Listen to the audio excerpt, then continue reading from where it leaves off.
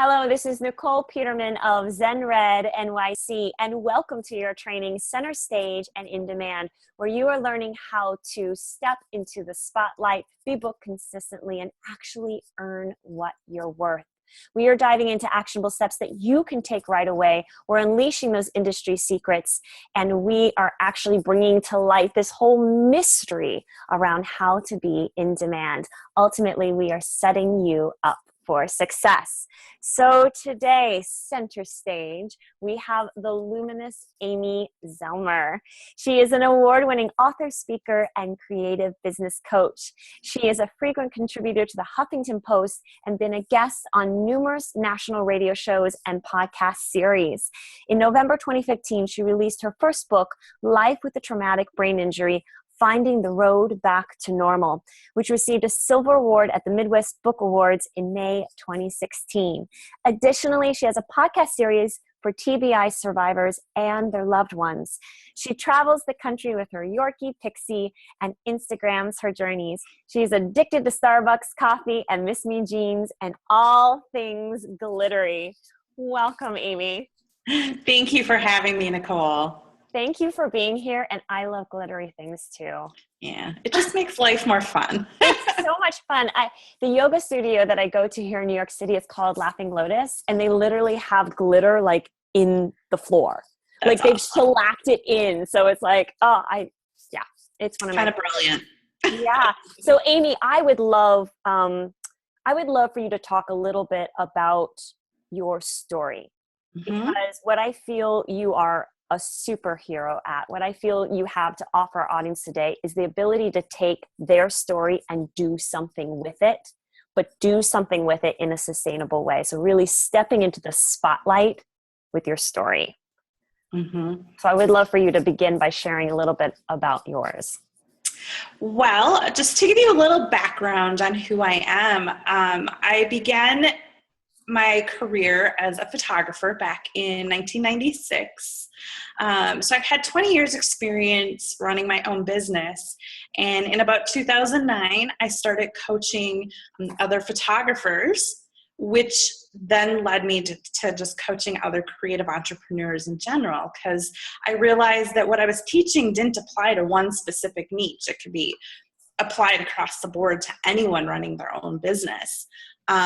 And then you mentioned a little bit in my intro, in 2014, I slipped on the ice and I landed on my head and I suffered a traumatic brain injury. So I'm now 2.5 years out from my brain injury, and I had to take a good 1.5 years, 2 years off from coaching, just because I couldn't do it anymore. And now I'm back at it, which I'm very, very thankful for. But I took that story of falling on the ice. It took me a year to get to a point where I could talk about it to people. Because, it was just like, when I fell, it was just like, okay, universe, what are you telling me? Like, I knew that I fell for a reason. I mean, everything happens for a reason. And I really believe the universe was guiding me and wanted me to tell my story and to help other people going through a similar situation. So I started blogging about what happened to me on my 1-year anniversary of my fall. And a really good friend encouraged me to submit it to Huffington Post. And I did, and they accepted it. And so I've probably written like about 20 posts about traumatic brain injury. And again, the universe guided me in the right direction, and I found a women's writing group, and they encouraged me to turn my blog posts into a book. And I was watching Sex and the City after this conversation happened, and it was the episode where Carrie is approached to turn her column into a book. And that was like, aha, like, I get it. It all makes sense now. And so I took my blog posts and I worked with an editor, and we turned it into an actual book. And the process was so therapeutic. And the people that reached out to me, I mean, it's just been unbelievable to watch this whole journey. People reach out to me because they've suffered a brain injury or a loved one suffered a brain injury. and other business people that I follow on Facebook. Like, we've never met in person. We don't really know each other, but they'll reach out to me and be like, oh my gosh, one of my clients just had a brain injury. Can I put them in contact with you? And it's just been so, like, just incredible to watch this process happen, and how social media pulls us together. And, you know, when you allow yourself to be vulnerable and put it out there, it's just amazing what the universe gives back to us. So, you know, it's all been such amazing lessons to add to my coaching business. You know, like, I mean, the more life lessons you deal with, the more you can help someone else with theirs, right? I mean, you understand that. Deeply. So it's just been an incredible journey. And I'm just so honored that I'm able to share my journey with other people through my book and through my blog and through advocacy efforts. So I would love, thank you so much for sharing that. And I would love for you to talk about that moment when your friend said you should share this. And I'm curious if you went through a moment of, I don't know, and how will this be? And then how you were able to get to that place of just send it, publish, send, you know, get to that other side. You know what I mean? Well, my first reaction was like, why? Like, why would anyone want to read this? Like, I basically wrote it because when I first fell, and a lot of people kind of like, people who I thought were close friends were kind of like, it's just a concussion, get over it. Oh my God, why are you still dealing with this? It's been 6 weeks. And so I originally wrote it as kind of like you guys, this is what's happening. You know, like that's where it came from, a place of like, understand me, understand what this is that's happening. And so once I wrote it, you know, like I said, I put it on my own blog, and my friend said, you should submit this to Huffington Post. And I'm like, why? Who cares? Like, who's going to read this? And that first piece that I wrote, Nikol, within like a couple hours of it going live, I had a couple hundred likes on it. And I was like, wow, that's pretty cool. Because, you know, on Facebook, if I got a couple hundred likes, I'd be like stoked. Yeah. And then it was 1,000, 5,000, 10,000. It's up to like almost 40,000 likes on Huffington Post. So that just tells you how many people it resonated with and how many people connected with that story. And that's what people write to me. You know, they're like, thank you for sharing your story.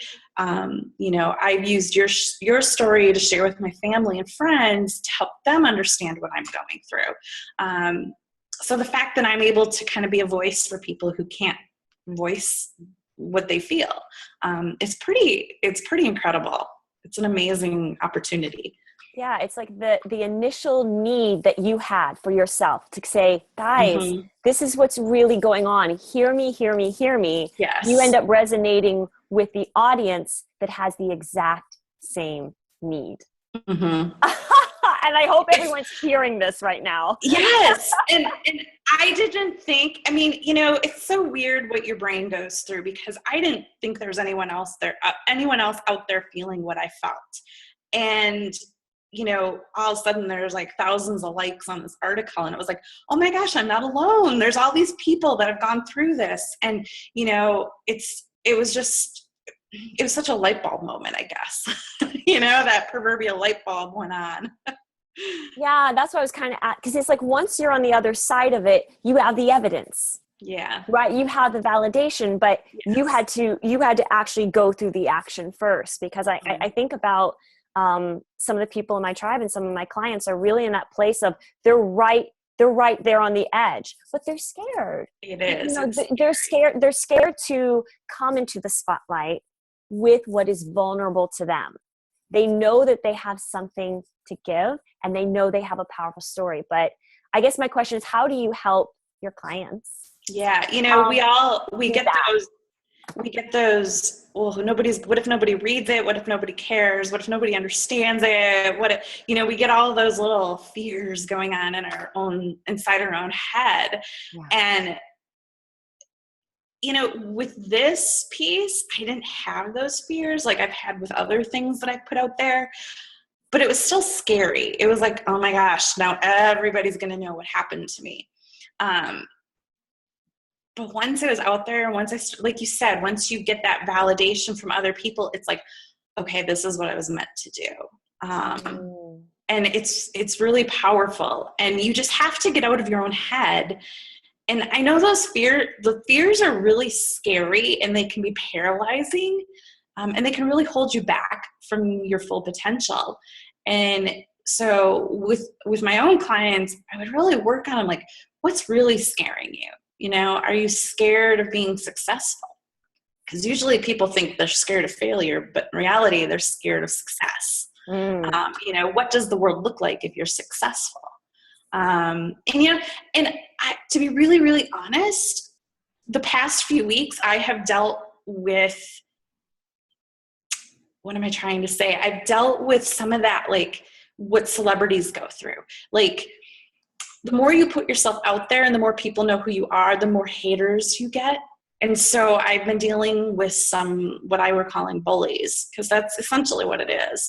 And so I've had to deal with that. And it was really hard, and it really got me down emotionally. I'm like, okay, maybe this isn't what I should be doing. And I sat back and went, no, this is a test. The universe is testing me. It's making sure that I'm strong enough to go to that next level.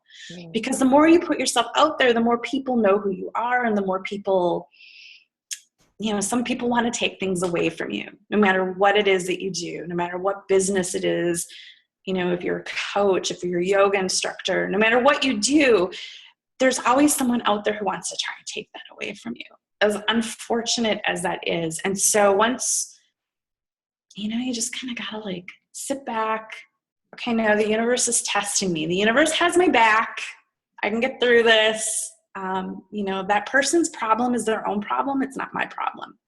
Yeah. What they're hating about me, they're actually hating about themselves. You know what I mean? And I hate to use the word hate because it's a strong word, but that's, these haters, that they're bullies and they're trying to knock you down. And that's definitely one side effect of success. The more successful you are, the more those people come out of the woodwork. And it's pretty powerful to have that aha moment. Like, you know what, their issue is their issue, not my issue. And that's really powerful. That's powerful, to be able to really just acknowledge that. Yeah, it's like bringing a moment of compassion and empathy in, because they're getting triggered. They're seeing your ability to share something vulnerable, and that you are on the other side of it, and maybe they are feeling so they're not there yet. They're not seeing the light at the end of the tunnel. They're like where you were before, and they're feeling, it's almost highlighting. It's like when someone says to you, I believe in you, and it just feels horrible because you're like, but I don't believe in myself. Yeah. So right. I love that you're bringing up this very valuable tool to deal with the spotlight as you share your story, to recognize that it's going to resonate with people, but in different ways. Right. Mm-hmm. And that's okay. Yes. And that you can lay some boundaries with grace, and that's part of it. Yeah. And, like I was saying before, people have this fear of success, and they don't realize, they think that they have a fear of failure, that they don't want to fail. But it's actually, they have a fear of success, because like I said, the more successful you get, the more you put yourself out there, the more vulnerable you are.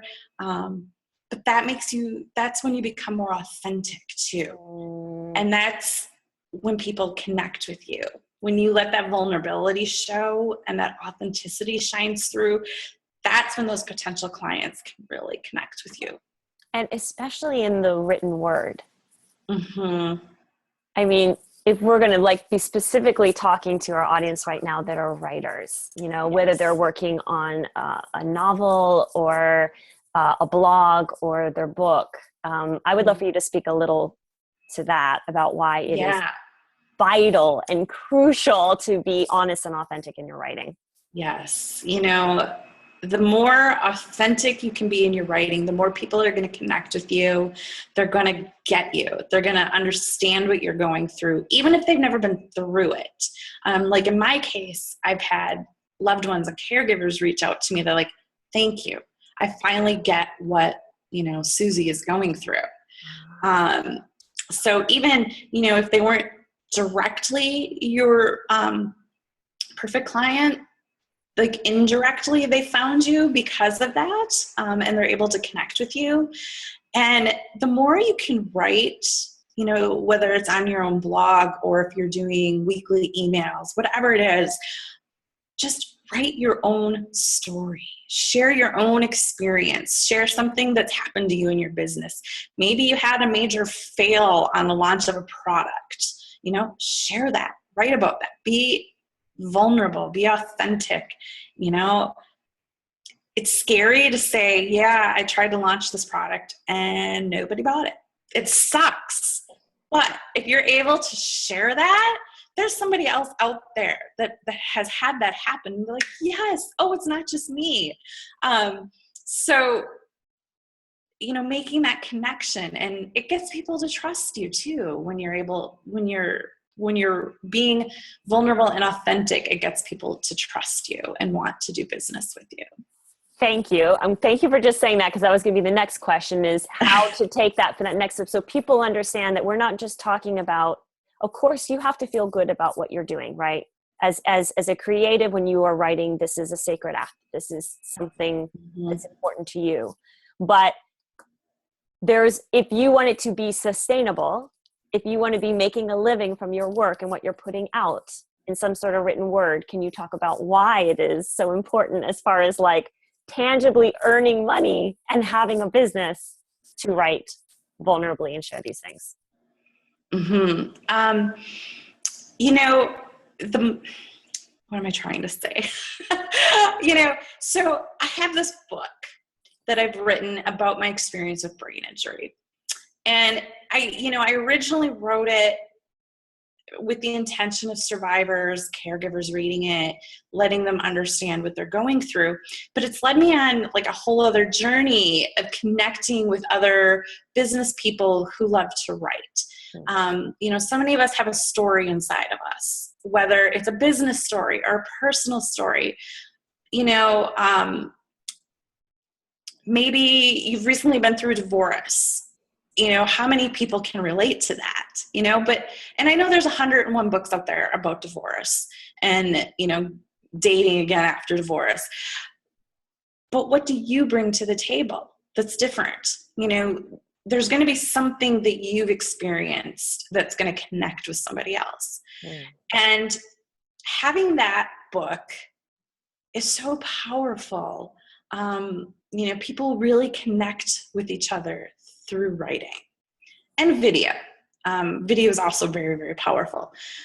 But, we're not going to take a video feed with us everywhere we go. So a book is something that, you can take to the beach. You can read it on your lunch break, whatever. So a book is so powerful.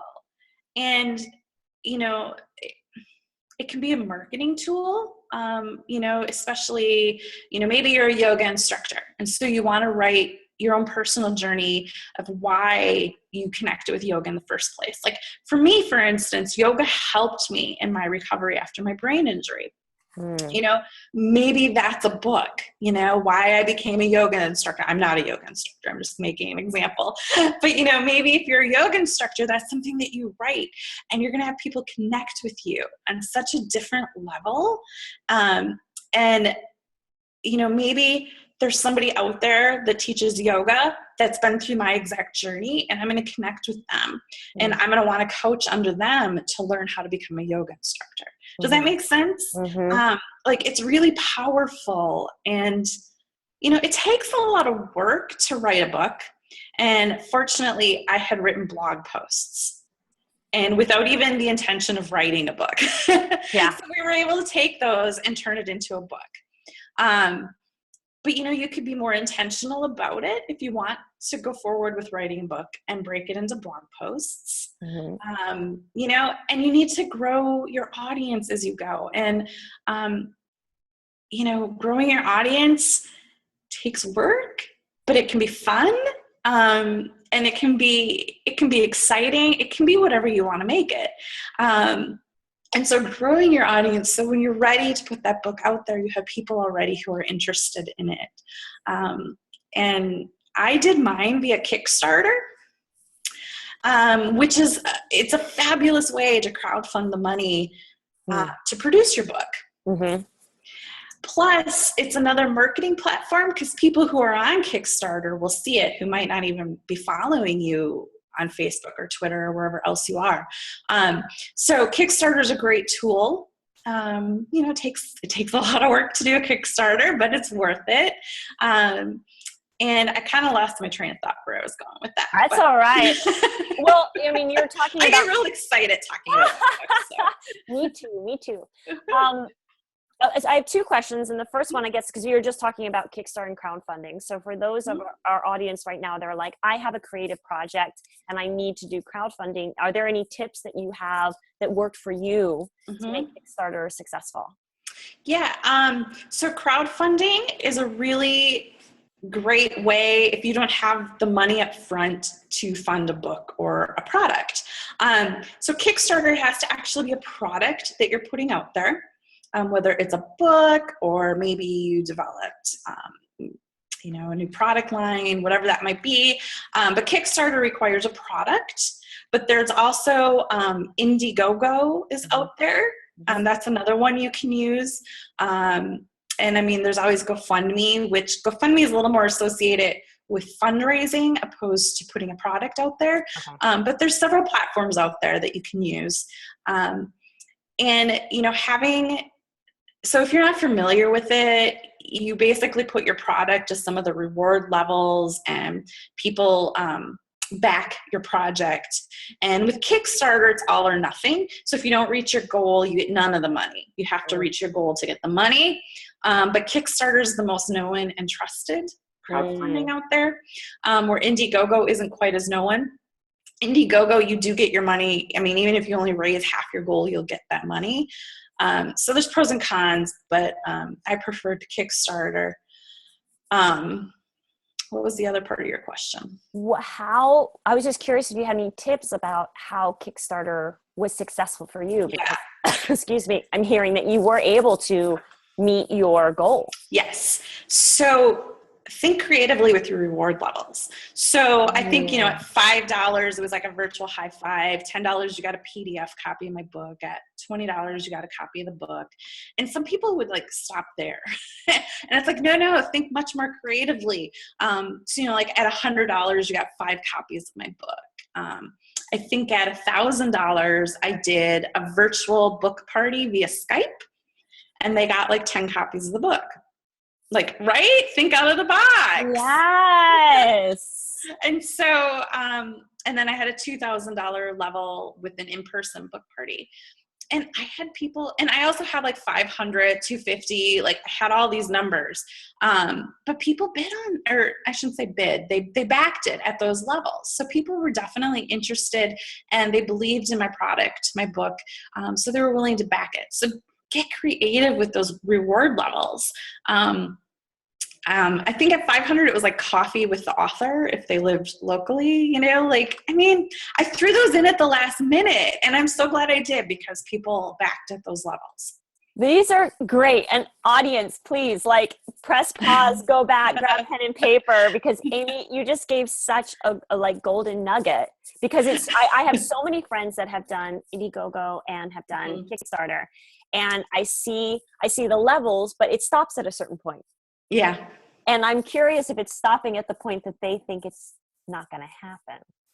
You never know who's up there. You know what I mean? Oh, no one's going to spend $2,000. It's yeah, they are. If you've got this awesome, I'll come to your home, we'll have our own book party. Brilliant idea. Yeah. I love that. So here's my other question for you. I'm sure you see this with your clients all the time, that there will be creatives, and let's say maybe they're performers or something, and they don't have a blog. And so I would love for you to just take a minute and just explain the importance of a blog and what it can do for those that are like, I don't need that. How's that going to help? Okay. Do we have an hour? No. So I started blogging back in about 2003. Okay. I don't know if any of you remember Zanga. That was like the original blogging platform. And it was actually the original social media before Facebook. It was, you could follow each other and like, yeah. So that's how long I've been blogging. Blogging is so important. And it doesn't have to be long. People think like they have to write this long thing. And it doesn't have to be long. It can be like 200-300 words. My original Huffington Post piece, that was like 1,200 words. So it was longer, but I had a lot to say. But you can say a lot in like 300 words. And to have pictures on your blog,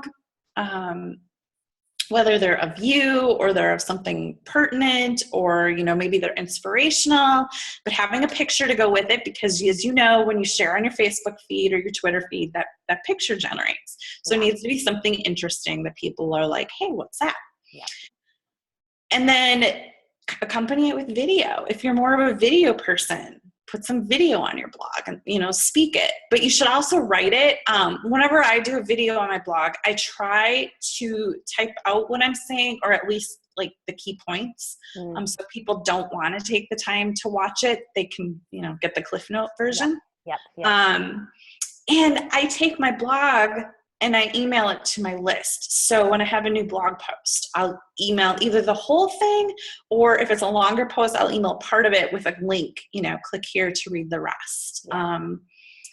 So if someone's interested in you, but you don't have a blog, you don't have anything for them to get to know you, it's hard for them to get to know you. So, you know, think of your blog as dating almost. It's a way for someone to kind of go through and see what you're about and see what you believe in. And, you know, some people are very sterile with their blog. It's like just all business. Like, this is what I do. And, you know, This is how you create a sales funnel, which is great and serves a purpose. But if that's not who you want to work with, you need to be sure that you're clear with who you want to work with and who you are, so they know they want to work with you. It's a two-way street. Yeah. So you're starting to talk to it, but I love you talk about why it's a benefit for a creative to have a blog. Like why it is a crucial part of the toolkit. Yeah. You know, I keep using yoga as an example, but, you know, if you're a yoga instructor, you know, maybe each day or once a week, I think you should blog at least 2 to 3 times a week, if nothing else, once a week. But maybe you blog, you know, you have a picture of you in a yoga pose and then you talk about that yoga pose. Maybe you're a jewelry designer. You post a picture of your beautiful jewelry and explain what the meaning is behind the jewelry and why you make that piece of jewelry. You know, whatever it is you do, or if you're a coach even, you know, this is why I coach. This is my story. This is one of my stories. You know, we have things happen to us every single day, right? That we can write about. Yeah. You know, you live in New York City. I mean, taking the subway can be a whole, you know, blog entry, you know, but like whatever it is, maybe you went to the store and you had a really rude cashier. And so maybe that's your opportunity to write about, you know, this was my experience, how, you know, maybe they were having a bad day and maybe this and maybe that, and we need to be compassionate and, you know, whatever it is that you believe in, tie that into a story, and it's extremely powerful. Yes. And ultimately gets you in touch with your audience, which ends up making it like all one beautiful loop. It's like, okay, you have your audience, then they get on your blog, then they buy your products, you know, they buy your work, they buy your book. So it ends up being sustainable.